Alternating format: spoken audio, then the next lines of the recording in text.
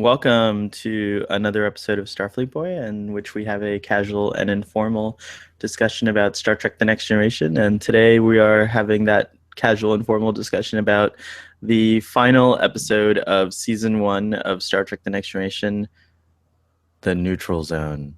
Dun dun dun. Um, The Neutral Zone. the neutral zone. Oh, I should have brought my Romulan figure. Or the Warb. Do you have the Warbird?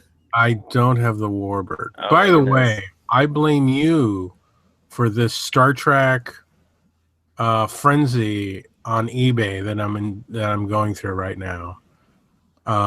We cannot go more than 2 hours in this conversation because I'm waiting on on purchasing something on eBay. I'm watching something on a bid. Wow. There's Okay. 4 Star Trek 3 glasses and a cardboard of Spock from Taco Bell that I'm watching right now. Wow. Oh, good luck to you. May you be the Yes. winner. There we go. Well, this episode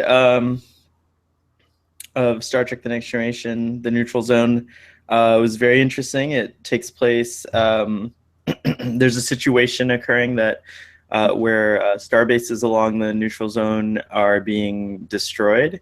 And so the Enterprise is prompted to investigate. But before they do that, they encounter a strange vessel, an old Earth vessel of some kind.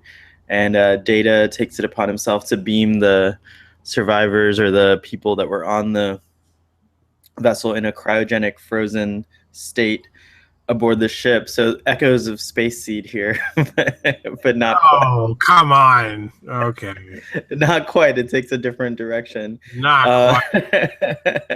Not even so- close. We have this tense situation going on in the neutral zone, and then we have this really sometimes comedic and sometimes sentimental situation and commentary on Earth going on with these 3 cryogenically frozen people from around our time. Actually, they're people that froze themselves or got frozen for various reasons, and they're very lucky to have been awoken by Commander Data Lieutenant Commander Data on the Enterprise D. That's like my dream come true. I don't know about anyone else, but I would love to be frozen and then awoken 400 years from now and find myself on board the Starship Enterprise. So that was like I was very envious of these very unfortunate people. Are you saying you want all your friends to chip in for you to get cryogenically frozen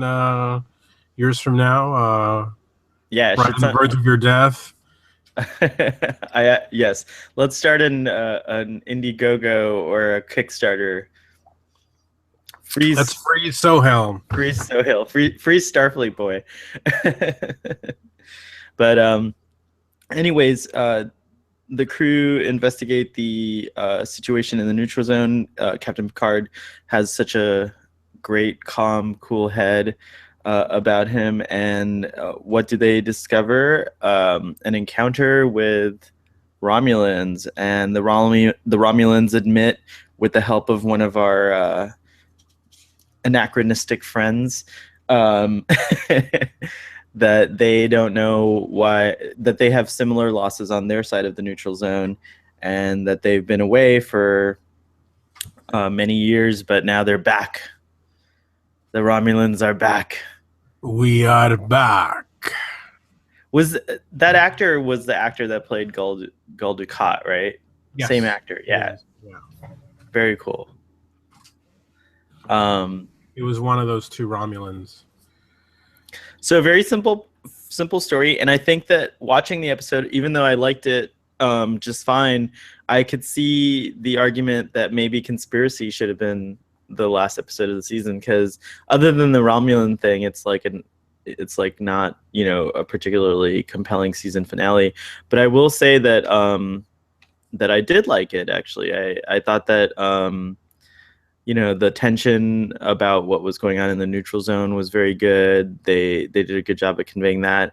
I thought that the characters, the humans from our time, I guess they might be from like the 80s actually. That's there's a there's a housewife who data describes as some kind of construction worker because she's listed as a homemaker.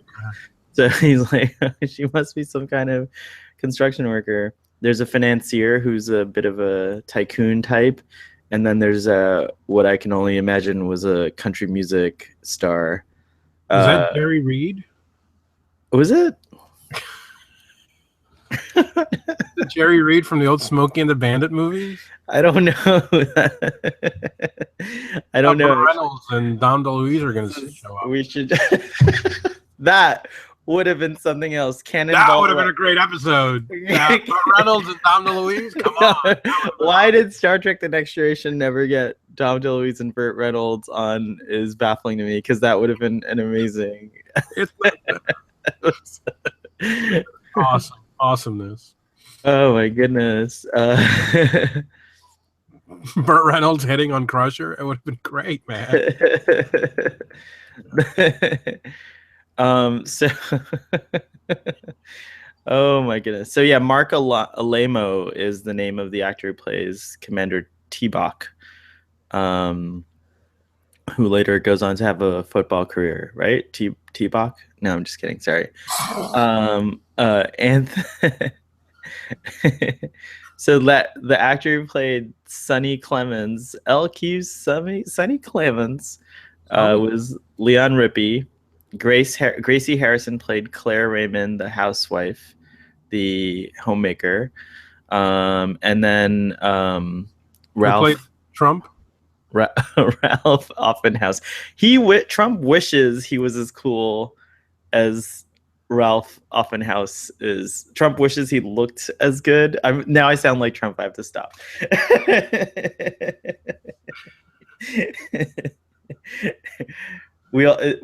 Humanity, we're all in danger of sounding like Trump. Something has to be done about it. But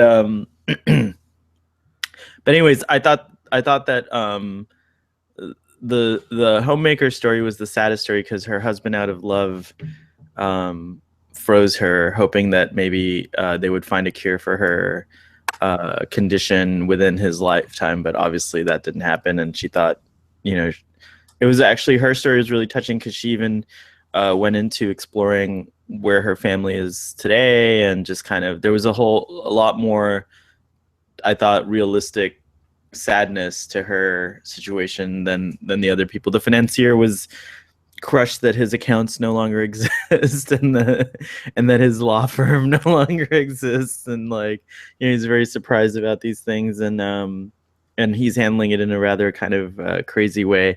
And the country star is just chill. He's digging that synthahol. Yeah. And he's ready to ruin his liver part 2. Dr. Crusher. And Dr. Crusher, I thought the commentary on humanity was actually great, and it still holds up today. Those kinds of archetypes are still in existence today. One could imagine on a new Star Trek series, if they were to redo that show, I would replace the country star with Justin Bieber, perhaps. Ew. He's heading on that path. I don't know. Ew. Wow. Okay. So then after, so what did you think? Well, I agree with you that it's weird to think of this as the season finale, because I think there seemed to be so much momentum and excitement with the last one, and honestly, for years I just assumed that Conspiracy was the season finale, but it's not. But in my own head, it always was. You said that the episode reminded you of Space Seed with the setup of the, getting the people out of cryo freeze and all that. Echoes of it, right? It echoed that setup in this setup in Space Seed.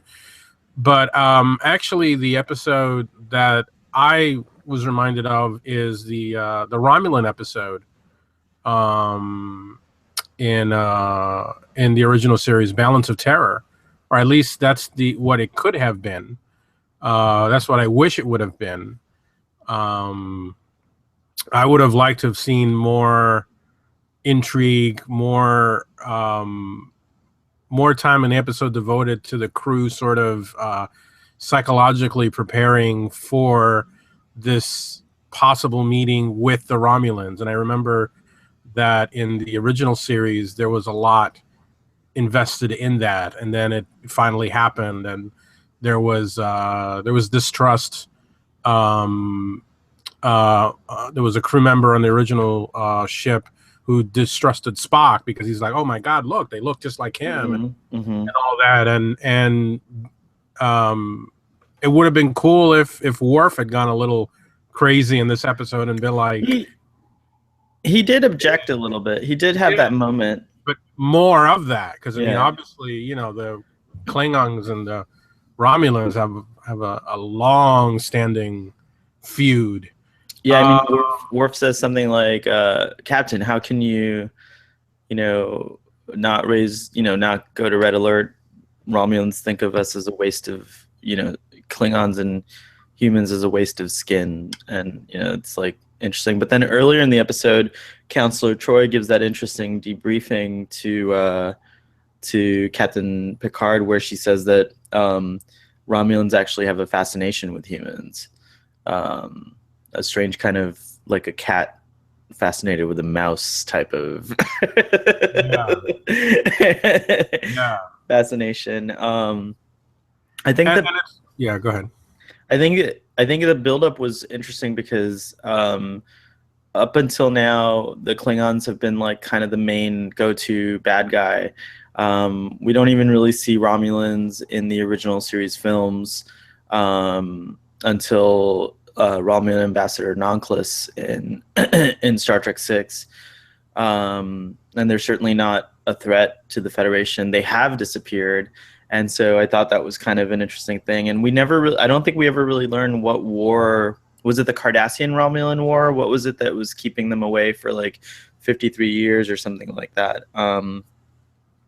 But anyways, the Romulan commander, he's like, we've been away for far too long because we see Federation expansion and and now we're back. It's kind of like to say that we'll keep you guys in check, and it's true. From here on, Romulans become a big part, of the Next Generation story. I think they're in every season, and then we see them in Star Trek Nemesis in a big way, and then, in a way, this episode is even the seed for the Kelvin universe, because it's the Next Generation events in the Next Generation timeline that trigger Ambassador Spock and Nero to go through the. You have to remember they're from this continuity. Nero and Ambassador Spock are from this continuity, and then they leave and go into this Kelvin. They create this new continuity, the Kelvin timeline. But aside from that, even Spock will be back, and it's because of the Romulans that he's back, and he wants to reunify the Romulans and the Vulcans. And there's just a lot. There's going to be a lot of Romulan stuff from here on, and I think it's great. I do too, but not much happens in this one. No, it's just pretty much right. It's sort of just like a teaser, barely a teaser, and I think for my personal taste, way too much was given to this other subplot or co-plot with the three Earthlings that they find frozen, and they're trying to readjust to this new world. I did a little digging around online, and actually the stories, the non-canon stories associated with these characters are far more interesting than what we see in this episode. There's a book about, again, that temporal agency that Starfleet has. The housewife goes to work for them, and she ends up being someone who helps people adjust to the 24th century from different times, because this is Time not the refuge. first time. Yeah, there's a lot of time refugees. You're right. There's the most famous one, I think, is what's her name? Jillian from Star Jillian, Trek yeah. 4. Yep. Yeah. Oh my gosh. Yeah. Do you think that there was controversy in the Federation about temporal refugees like there are about refugees on Earth? These people are not from our time. We want a Brexit. We want a Brexit from the Federation. There's too many temporal refugees coming in. Perhaps. Control the temporal borders. Shit. Sorry. Build a wall. Build a temporal Build a wall. temporal wall. Let's build a temporal wall.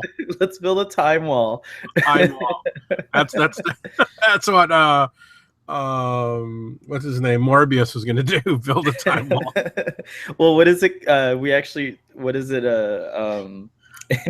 What was Gallifrey in for like all 5 seasons? Oh, or like what was it? It was a time bubble or something. Yeah, but it was called the something. Oh Yeah. man, the time war is locked in a time lock.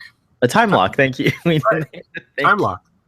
It's been time locked, and so has my memory. My memory has been time locked because I can never remember things at the right time. Counselor Troy was really she did her thing in this episode in the way she that did her job. She did her job. Good, Troy. Did your job. All right. So she goes to work for the time cops, and then what else? Donald Trump actually becomes I don't know what his real name is, but the financier becomes the Federation ambassador to the Ferengi. That's amazing. That's really perfect. That's so good. He is a Ferengi. That's like he's the only guy that can understand the Ferengi in the 24th century. So they send him to be the ambassador. Federation ambassador to the Ferengi, which I approve. I approve of this message. That's very good. And does the Country Star fulfill Jerry Reed begins a new wave of interest in 20th and 21st century music. There's a tear in my beer 'cause I'm crying for you, dear. You are on my lonely mind. LQ Clemens, apparently he scored a big success with a song, "Don't Send Me No Email Unless You're a Female."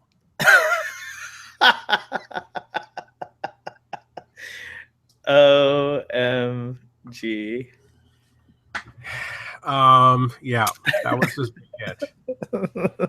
That was his hit before, you mean in our time, or was that his future hit? Yeah, these guys, that's another thing. All of these characters, a lot of their backstories are actually told in 2-book series about the rise of Khan, because they're all from the 90s. And if you remember, in the Star Trek universe, Khan is supposed to be rising to power, and actually the financier helped fund some of the research that went into the eugenics. The eugenics, yes, and directly linked to, as you know, you were saying, the episode, reminded you of this setup in Space Seed. This was sent up at the same time as the Botany Bay, but this was sent up in orbit around the Earth. But because of the events of the eugenics wars, this ship was thrown out of orbit. I see. Right, and so there are there are ties to Space Seed. Interesting. With these characters. I mean, at the time of this episode, that was also, it really genuinely was a big fad or news story. I mean, they were talking. I remember as a kid seeing cryogenic freezing things popping up on NBC News, and everyone thinks, I don't know if this is true, but everyone thinks Walt Disney is frozen or his head is frozen. I'm not sure. Just had a conversation about that with someone at work. I don't know if that's real or not, but that's what I remember as a kid being told in the legend, in the urban legend. Urban legend. It was like, I thought it was interesting that when the woman from the past is looking up her current relatives, she finds her most recent relative, and whose face was it? Did you notice that? No. It's Gene Roddenberry's face. They use no way. Yeah. I did not notice that. Yeah, Gene Roddenberry's face is the face of her most recent relative. And then the other weird thing that I noticed watching the episode was in that same scene when she's sitting and talking to Counselor Troy. In the background, there's a Constitution class starship. Yeah, painted silver, but the nacelles are backwards. They're like glued on backwards. I don't know if that's intentional or if that was a mistake or it was meant to be funny. I don't know anything about that. And it's the first time I've ever noticed it, as a matter of fact. Now I'm going to be looking out for it some more. There are starship models all over the Enterprise. I noticed that, like, there's also a model of the Enterprise D in the financier's room, or it might have been Clemens' room, LC Clemens' room. I'm not sure, but I like that discussion that the three of them have also, where the financier basically wants to like commandeer the command of the ship, and the rest of them are like, what is wrong with you? Like, just chill out. I also thought it was cool when Captain Picard comes to see them. It's like, and he just like goes down there and kind of tells them what's what. Don't use the intercom. Don't use the ship's intercom. But of course he doesn't listen. I think the episode, I think you actually had two potentially very good episodes in this one, and they probably would have been best served if they had been standalones, not merged together.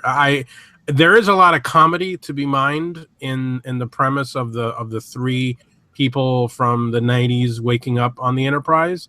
I think I may have enjoyed that a lot more if it weren't counterbalanced with the Romulan thread, which right. And obviously we know that the mystery that they're investigating, we of course we know it's not the Romulans, it's the Borg who are doing this. But wait, is that right? Yes. But the Borg aren't even introduced until season 2, and they're way far out. When we come to rewatch Best of Both Worlds, they cite the fact that remember the colonies were completely scooped up. Remember, and they leave like this. It's just a hole in the ground. Right. Now, neither the Romulans, and remember in the conversation, the Romulans say, "Well, we didn't do it." And we knew you couldn't have done it. We know you couldn't have done it. So we're both investigating the same mystery. So they're genuinely setting up the Borg. You know this like for a fact, because I didn't get that. I didn't read that. Well, we don't get it until Best of Both Worlds. That's where amazing. They're investigating similar disappearances of starbases, and they reference back to the neutral zone. So I like that episode. I like this episode a lot more now. Well, I mean, this episode does it sets up, but I would have liked to have seen more, of that setup and the investigating of the mystery, and less of the comedy of these three 90s guys, or no, well, two 90s guys and one girl waking up on the Enterprise. It just seemed like, I don't know. Sounds like a movie, two 90s guys and a girl. was, it was just I thought it was a bad mix. Unfortunately I have to say that I didn't enjoy the episode Oh as much wow. as I feel I could have, because I was, it was, to me, it just kept bouncing me back and forth, and I really wanted the Romulan mystery.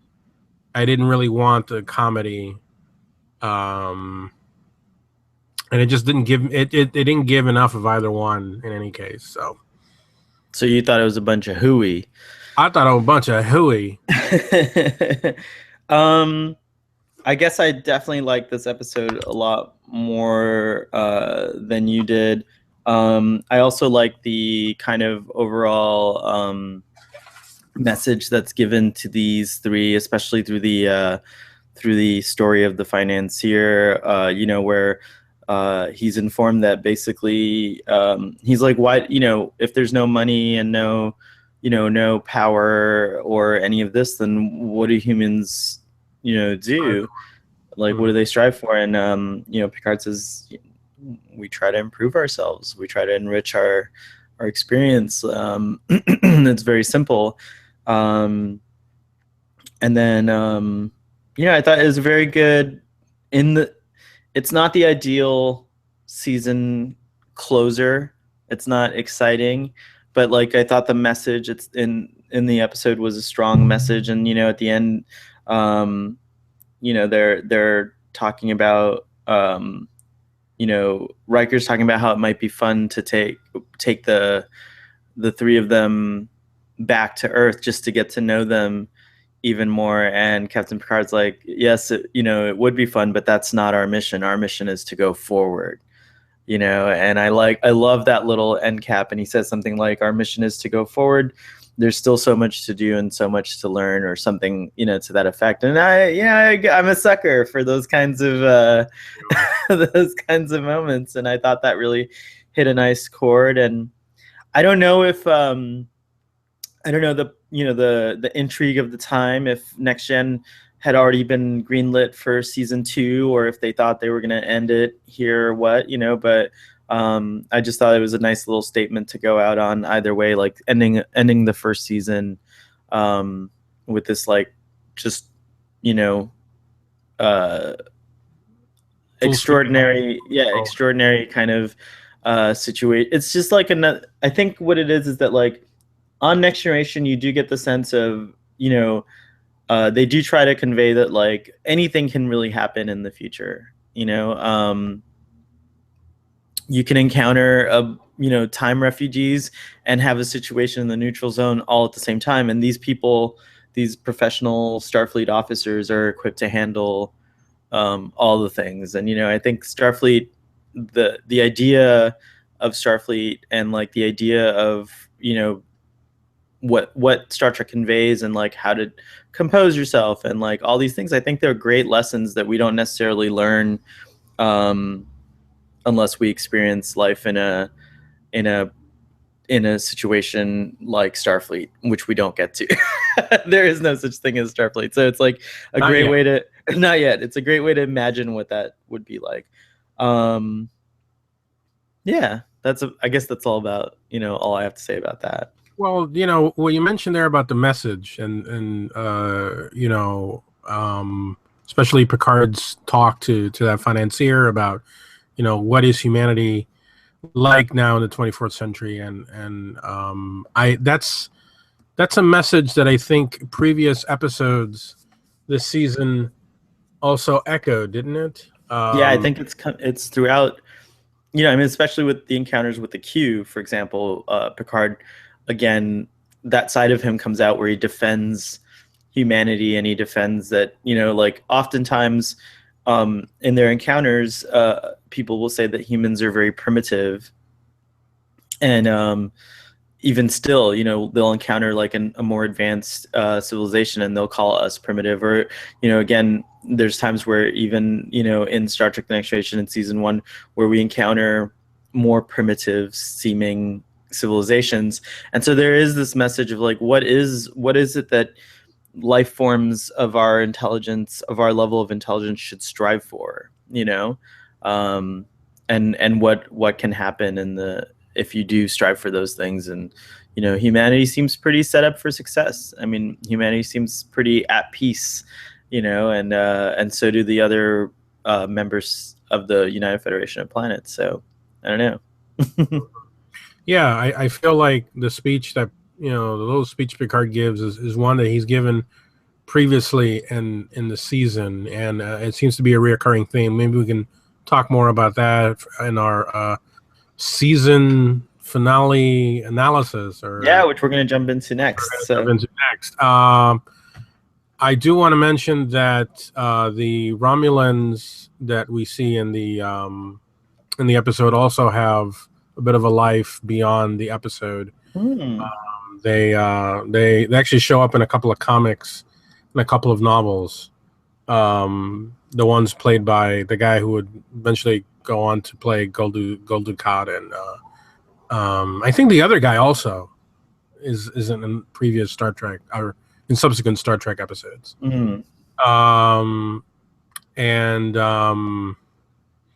The story I was reading here in the our favorite book, and our favorite go-to book for our discussions here. Apparently, the story, the script was put together in a day and a half, and it was rushed, possibly because of the Writers Guild strike. And the rendezvous with the Romulans had been discussed as a first of a multi-part story that would have united the two governments against a newly discovered Borg, who were developed as a replacement for the disappointing Ferengi. The strike nixed the idea, and the Borg had to wait. References to the patterns of the destruction, however, remained in the script. The subplot of the revived 20th century Americans, criticized by some as too reminiscent of the original Trek Space Seed, came from a fan story by Deborah McIntyre and Mana Glee. So that was actually a story from the fans. Amazing. So you were just saying you would love nothing more than to be frozen and woken up aboard the Enterprise. That sounds like a fan fantasy. Right there, right? That's a fan fantasy that many people apparently have. Right. Maybe we'll all wake up together on the Enterprise. What Enterprise would you want to wake up on? Which Enterprise would you want to unfreeze you? Enterprise A. The one from Star Trek 6. This is gonna be shocking to you, but I'm gonna, as far as like what timeline and what crew, I'd want to wake up on the D. You're a fool, sir. You're a fool. I mean, don't get me wrong. It's all right. I'll meet you later on. I'll still be around. 73 years later. 73 years later, I'll catch up with you. That's cool, yeah, because modern. We got to talk about the Romulan Warbird, man. Yes. Okay. I was saving it. That's the best thing in this whole fucking episode. I mean, go back in your mind to when you first saw this episode and you first saw that ship. I'm pretty sure that was the first time I ever had a nerdgasm. What a beautiful ship. It is gorgeous. It's huge too. Apparently it's way bigger than the Galaxy class, right? Yeah. Now in the original series, the original series kind of messed things up because didn't they use a ship that the Klingons had? The Romulans and the Klingons had very similar ships, except the Romulan Warbird, which looked a lot like the D7 battle cruiser, I think, had wings painted on, right.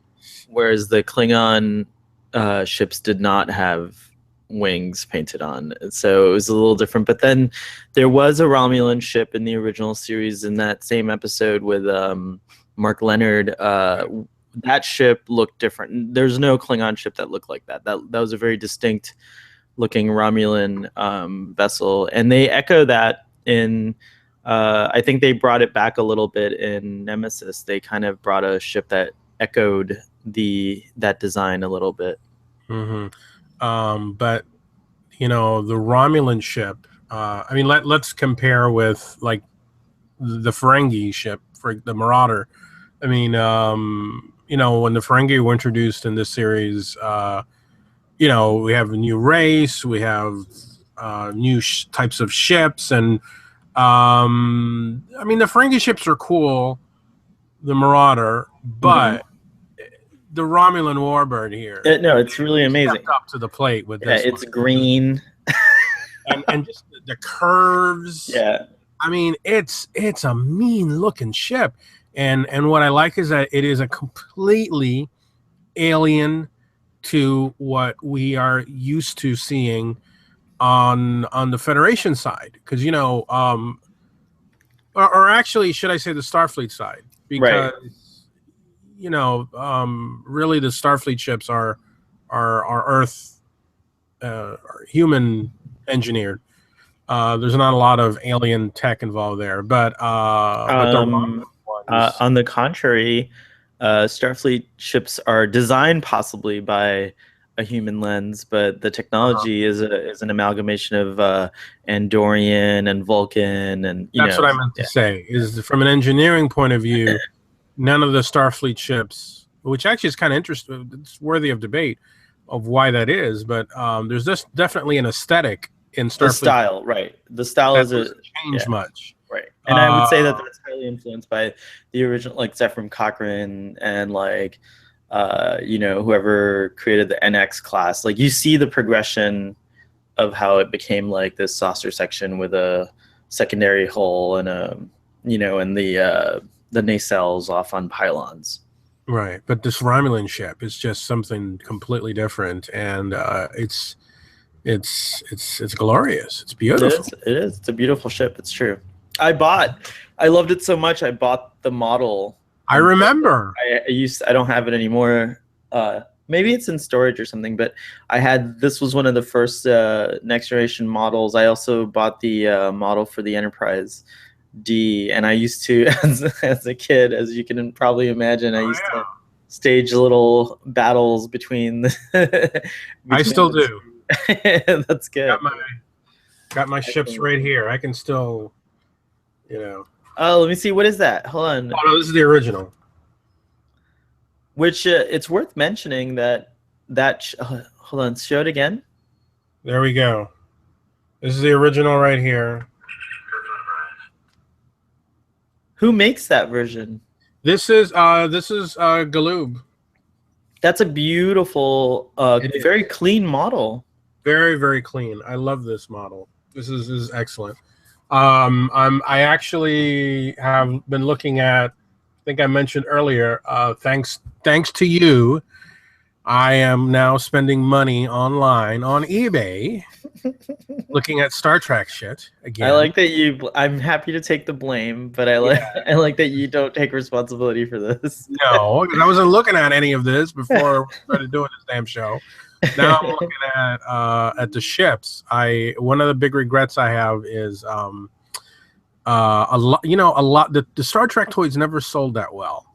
They always got marked down on clearance. And when I worked at Toys R Us, I did not take as full advantage as looking back now, as I should have, and bought some of those ships because they did have the Romulan ships. Oh yeah, And yeah. It now was I'm also a looking good at, toy, I think, if I remember. yeah, yeah. Actually, those are from Playmates. Actually, so that's not Galoob. I'm sorry, that's not Galoob. That one's got to be Playmates. Playmates, very cool. Yeah. So let's wrap this episode up with our rating, 10-point scale. I'll go first. I give this episode 8 stars, 8 points. Wow. Yeah, I loved it. I really liked it. I thought it was a charming episode. It for me, it worked. I really wanted to like it more. I really do, but I don't. So again, where does it fall? I'm sorry. I give it a 4. Oh wow, I give it a we're 4. like way off on that one. Yeah, I give it a 4. Nothing happens. I mean, and nothing happens. There's a lot to discuss, but nothing happens. I do want to discuss something though before we go. Okay. One of the things that bothers me most, not just about this episode, but Star Trek in general.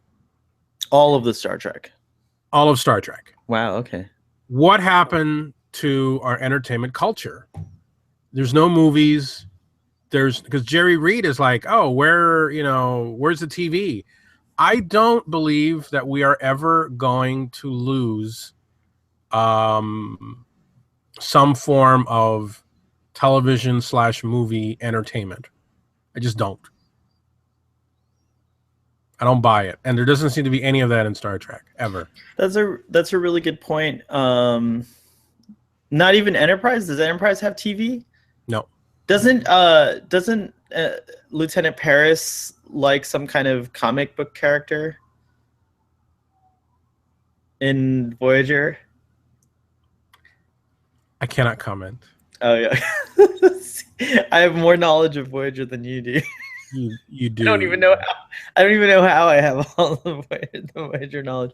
But it's not active though, and there's actual dialogue in this episode that states that television was a fad that that disappeared. I think it's meant to be ironic, but I do agree that there's not any television or cinema shown.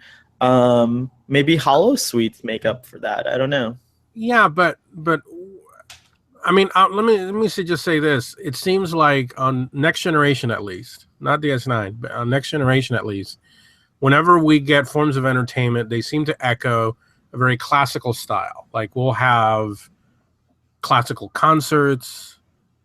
We'll have Data plays the violin. There's no rock music. There's no rock music. There's no. I mean, not that I want it to be, but there's no rap music. There's no any other kind of music other than classical music. Other than you're upset that the Rolling Stones don't seem to have a place. Well, yes, personally, but I mean, that has to do. Beatles? Are you really going to tell me that the Beatles are not forever? I could tell you that, like, I bet you that if they could put the Beatles and the Rolling Stones in Star Trek, they would. But it's a licensing. You can mention the Beatles. I bet you there's a mention. I bet you there's a mention of the Beatles in Star Trek. There is none. None. The Inner Light is a reference to. But no one says, "God, I'm a Beatles fan," or there's nothing like that, or any Paramount. No. Star Trek. Remember, Paramount licensed what was most exciting to me about one of them. It's gonna sound weird. One of the most exciting bits in the First Contact was when Cochrane is getting ready to go, and Magic Carpet Ride. Magic Carpet Ride from Steppenwolf. Right. And actually, Roy Orbison is in there because there's an that one. So it's like, okay, Roy Orbison, Steppenwolf. Okay, this is cool. But something now, there could be an argument to be made that maybe after the eugenics wars, I don't know, somehow we just lost. We're gonna have to explore. This is a really good thing we're gonna have to explore. And if anyone out there knows the answer to these questions, feel free to chime in and let us know in the comment section of this video, or Starfleet Boy on Twitter, or starfleetboy@gmail.com. Let us, or the Tumblr. Let us know. We would love to know if anyone knows or has theories. Actually, we welcome theories about this as well. Well, that wraps. I think that's a great point. I don't know the answer. I do think that those forms of entertainment survived, but maybe for whatever reason, our characters are just not interested in those things. We do know that Riker watches a kind of interesting erotic hollow porn thing. But again, they're playing classical music. Like, why can't it be, girls playing rock guitars, which I think is more exciting. But I'm telling you, it's licensing. It has to be. Classical music is a lot of concert music, and classical music is in the public domain, and so it's easy. It's easier to use it. Come on. Than that. Come on. On that note, I'll see you in a few minutes, Doctor, for our recap of the entire season. Yeah. Season 1 recap. Live long and prosper, and see you soon.